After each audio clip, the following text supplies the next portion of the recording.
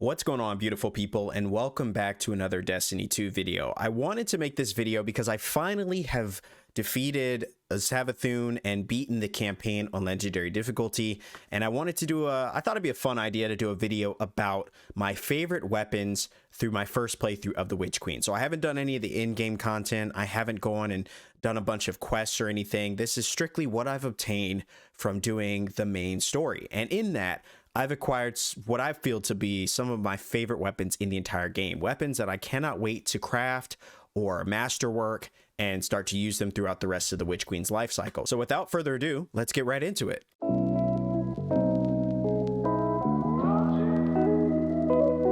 So obviously, as you can see, this is my Warlock at the end of the campaign. Really loving this chest piece, looking absolute sexy. But in terms of weapons that I've obtained in the kinetic slot, I would have to say, the empirical evidence is probably my number one of my favorite. I'd say if we're saying like top 5 weapons that I've obtained from this playthrough, I would say empirical evidence is definitely up there at number 5. I love my hard-hitting 2-burst aggressive, sidearms. I love sidearms in general. One of my favorite types of weapons in Destiny. I don't use them too often, but I really enjoy them when I do. And this one, from the looks of it, it's just absolutely stunning. I really love the theme of the weapons, as I've mentioned in a previous video. I really just like the way these weapons look. I think they're amazing. They look really cool, very much fitting with the theme of the Witch Queen, and I love the name, the empirical evidence. So I can't wait to craft this. I think this is a craftable weapon, but if we're just going based on the role that I have obtained so far, it's got tunnel vision, right, which I really enjoy. I'm liking tunnel vision more and more as time goes on. Get that extended barrel for the range. We got flared magwell, which is really nice, and then we got wellspring, which I really enjoy using for my Warlock. I think wellspring for my Warlock specifically is one of my favorite perks to get on a weapon, just because I really like to pop my abilities when I'm using my Warlock. And then of course, top it all off with the range masterwork, which is awesome. Coming in at number 4, I would say it would have to be the Ogma. The Ogma PR6 is an Amalan weapon. It's a lightweight frame, so with it being Amalan, it just feels good. I don't know if you guys have ever experienced this before, but Amalan weapons just feel pristine. Like, I really like them. I like them way more than I like the Haka weapons. The Haka weapons just don't hit for me. Like, every time I get a Haka weapon, I try it out and I'm like, yeah, this feels weird. It feels clunky. But I like the lightweight frame weapons, pretty much anything lightweight frame. It's probably my favorite intrinsic trait on a weapon. They just feel good. But moving on to the weapons perks that I got, Chamber Commentator, which I really like, but you could also, I switched off every once in a while between corkscrew rifling, which I think I'm actually going to go with, because let's be honest, this weapon has great stability, really doesn't need more.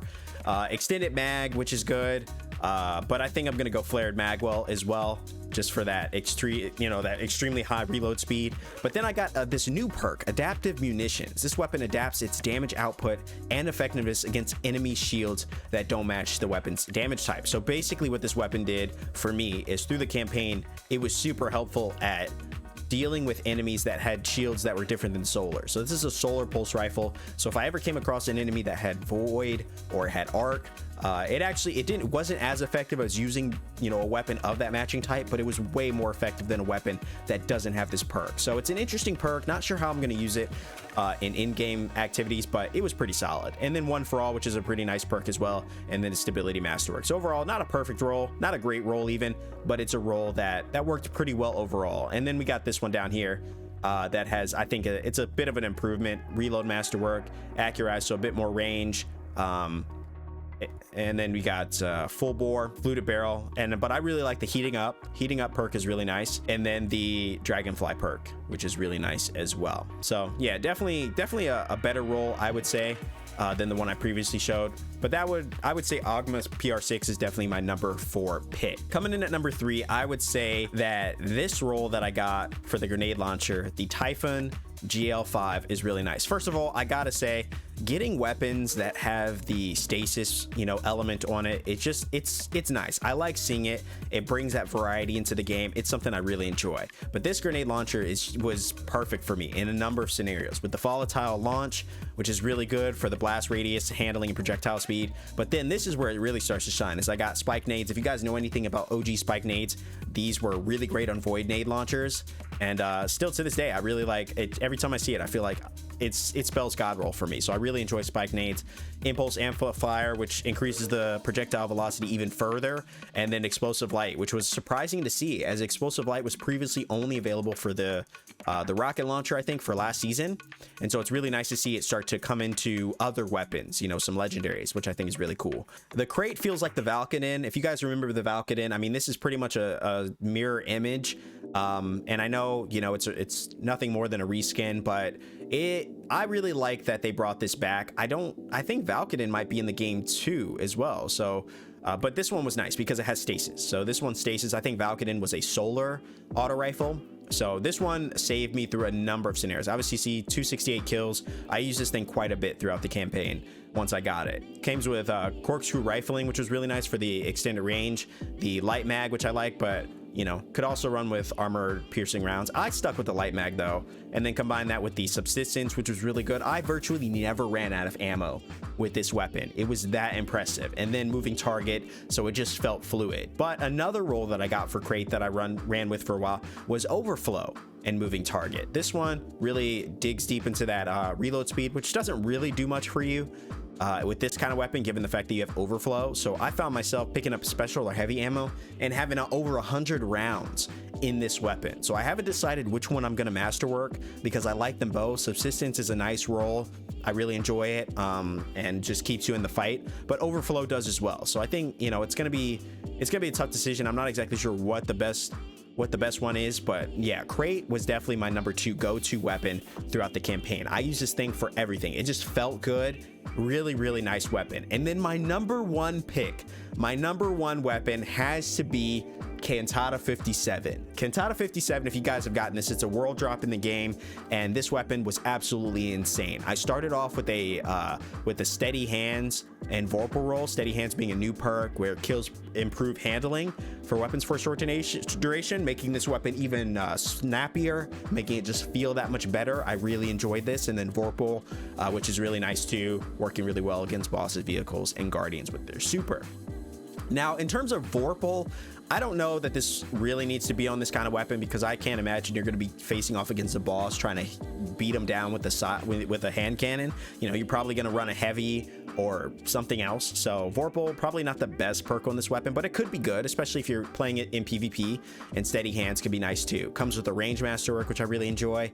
And then, you know, corkscrew rifling, which I also enjoy, accurized rounds, all that kind of stuff. But yeah, this weapon was really nice, really nice. Really enjoyed this until I got this roll for the Cantata towards the end of the campaign. This one comes with accurized rounds as well.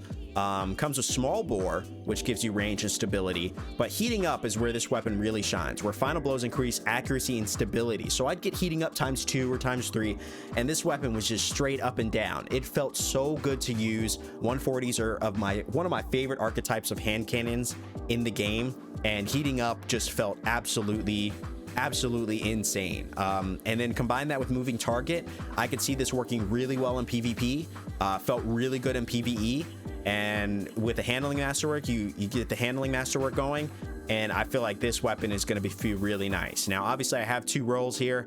Not exactly sure which one to keep at the moment. I think I'm just going to do some testing, and maybe we'll do a versus where we try to figure out what's the best role for this weapon. We'll take it into PvP, PvE, and see how this weapon performs, and then see which one is the last man standing. But overall, yeah, I really like this weapon. Cantata 57 comes in at the number 1 spot, and an honorable mention is my Osteostriga. My Osteostriga I'm very excited to use. Haven't used it at all yet, but I've seen gameplay from other people who posted videos about it, and it looks like it's going to be really nice. I can't wait to combine this with my gauntlets here, my necrotic grips, and see how this performs. But yeah, that's all, guys. That's all. That's my top 5 weapons that I've obtained through the campaign. Now, I know that there's Parasite. I know that there's other weapons in the game that I have to grind for that I haven't gotten yet, but I'm looking forward to them. But I thought it'd be fun to make a video about my top 5 weapons that got me through the legendary campaign that I really enjoy. Can't wait to find more rolls of. But let me know what you guys think. What was the weapon that you leaned on the most in the campaign that got you through a majority of the legendary mode? Let me know down in the comments below, and let me know the role that you got for it. And if you want to post a picture of that, follow the link to the Discord. The link is on my channel page. Follow the link, show me an image, a picture of your role that got you through one of your favorite weapons in the game so far. And that's all for me, guys. Thank you so much for watching. If you enjoy the content, drop a like on it, as it greatly helps out the channel. And until then, I hope to see you out in the wild. But until then, I hope you're safe, I hope you're doing well, and I'll see you in the next video. Cheers.